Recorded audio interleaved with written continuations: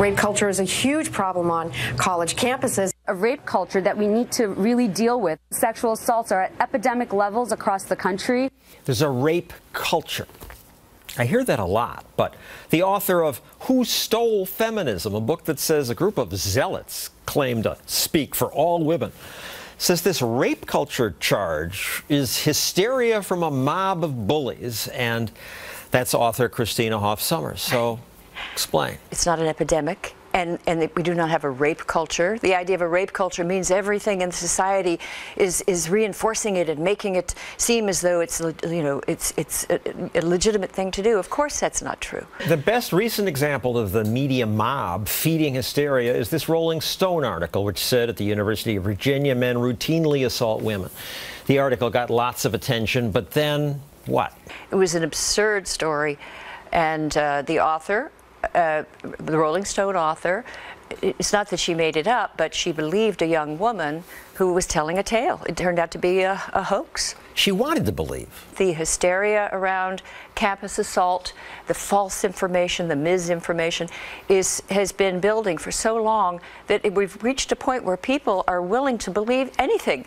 And that story was so implausible from the beginning. Any sensible person would have to doubt the way the story was told, and she didn't even get real genuine corroboration. She didn't really check her facts, and but for several days people in the media just believed it and publicized it and anguished over it. It spread, and last year the president added to the hysteria about a supposed culture of rape on campus.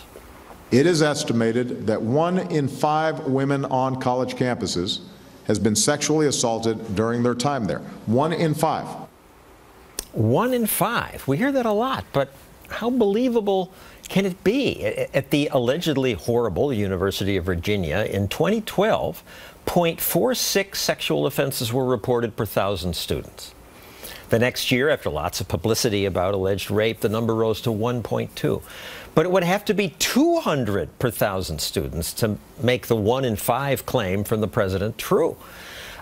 Christina, the activists say, well, that's because most sexual assault isn't reported, and that's plausible. The Bureau of Justice Statistics has done meticulous crime surveys and finds the figure is closer to 1 in 50, not 1 in 4 or 1 in 5. You can get what appears to be an epidemic if you ask you know, a non-representative sample of people some vaguely worded questions. Yeah, they are vaguely worded, right? Yes. Like, have you ever been brushed up against? The CDC did a study, and they called it sexual violence. If you said yes, has anyone ever pressured you to have sex by telling you tales or making you feel guilty? And that counted as violence. So they use these very broad definitions. The CDC? Yeah, I still don't understand how this passed as serious research, yet people people believe it. It's almost as though when students arrive at college, they're divided between potential survivors and potential rapists. I once got a taste of the progressive student mob when I tried to do a 2020 story on the new definition of rape, because when I was in school, rape meant clear physical force. I don't argue that's the best definition, but today young men are called rapists if they have sex with a woman who later says, I was drinking, I didn't mean to give consent. That happened at Brown University, and a freshman boy was driven out of school because of that accusation. So I went to Brown to try to just ask students about it. Get off this campus. We don't want you here. I'm just trying to educate myself and other people with me. I did a politically incorrect thing. What's allowed? To spark debate, I questioned the activists' broad definition of sexual misconduct. There's appropriate behavior. We can't hear you with these people trying to drown us out. When some did want to speak, the demonstrators righteously shouted them down. So, can I ask you why you're screaming that? TV hype! Rape is not TV hype! They kept screaming, so I couldn't interview people. Eventually, they just ripped out my microphone cord.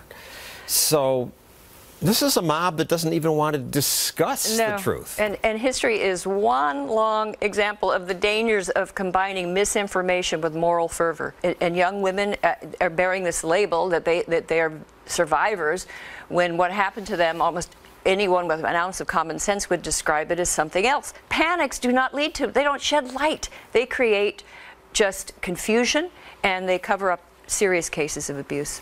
Thank you, Christina Hoff Sommers.